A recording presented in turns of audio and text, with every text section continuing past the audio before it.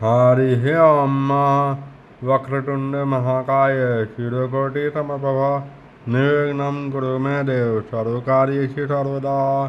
प्रिय दर्शकों नमस्कार, मैं पंडित विवेकानंद शर्मा ज्योतिष आचार्य आज के वीडियो में आपका हार्दिक स्वागत करता हूँ।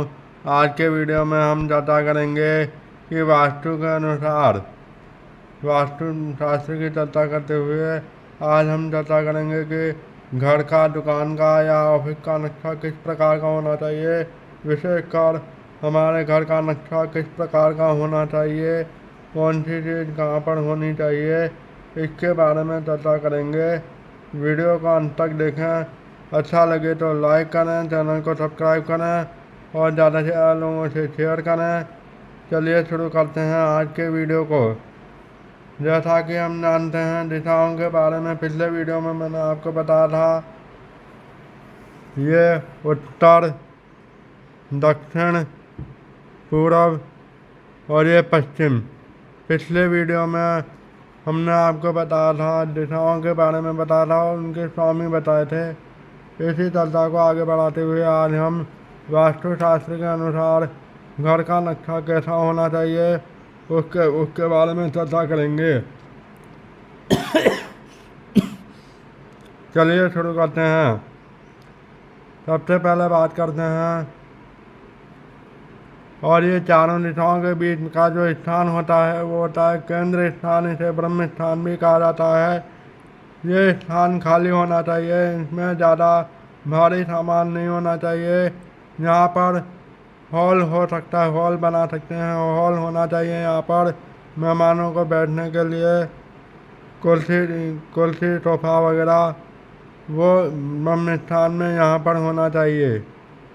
ब्रह्म स्थान में घर का जो सेंटर का एरिया है वहाँ पर।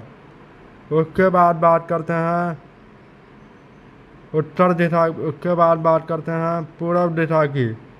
पूर्व दिशा में मंदिर होना चाहिए और मंदिर जो है उत्तर पूर्व दिशा में भी हो सकता है, यानी ईशान कोण में भी हो सकता है। उसके बाद में रसोई की बात करें तो रसोई की सही दिशा जो है पूर्व दक्षिण दिशा है। इसे आग्नेय कोण भी कहा जाता है। इस दिशा में रसोई होनी चाहिए। उसके अलावा लेट बाथ हमेशा नैऋत्य कोण में होना चाहिए, यानी दक्षिण पश्चिम दिशा में। और दक्षिण पश्चिम दिशा में भूल कर भी मंदिर नहीं होना चाहिए। नैऋत्य कोण में भूल कर भी मंदिर नहीं होना चाहिए। इसी प्रकार से ईशान कोण में भूल कर भी लेट बाथ नहीं होना चाहिए, वरना वास्तु दोष लगता है। इसके अलावा हम बात करते हैं, अब बात करते हैं मुख्य द्वार की। मुख्य द्वार के पहले एक बात और बताना चाहूँगा कि जैसे घर में कुछ लोग जो है अटैच लेट बाथ भी बनाते हैं, तो उसके लिए क्या करना चाहिए।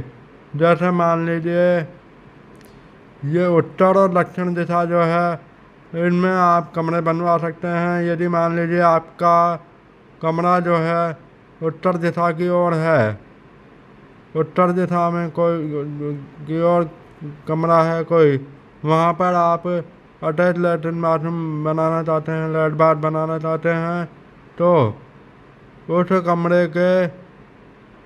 कमरे के नैऋत्य कोण में ही लेट बाथ का निर्माण करें। और इसमें भी एक बात ध्यान रखें, वहाँ पर गड्ढा नहीं होना चाहिए। वह जगह साफ़ सुथरी होनी चाहिए। उसके अलावा अब बात करते हैं, रसोई की बात हो गई। और रसोई में भी एक बात ध्यान रखें, रसोई में जैसे आग्नेय कोण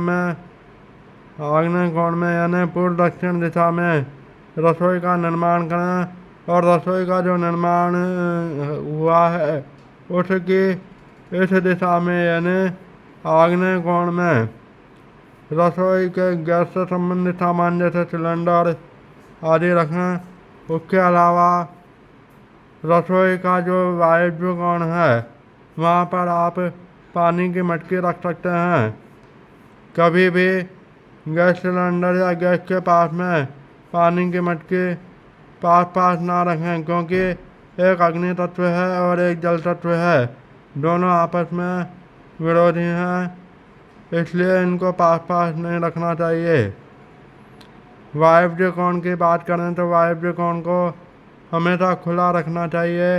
इस दिशा में खिड़की दरवाजे खिड़की हो सकते हैं। इस प्रकार से इस कोण को, इस दिशा को आप खुला रख सकते हैं। यह दिशा होती है उत्तर पश्चिम दिशा।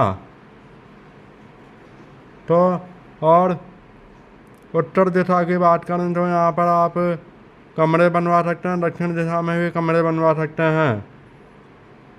इस प्रकार से कमरों की बात हो गई।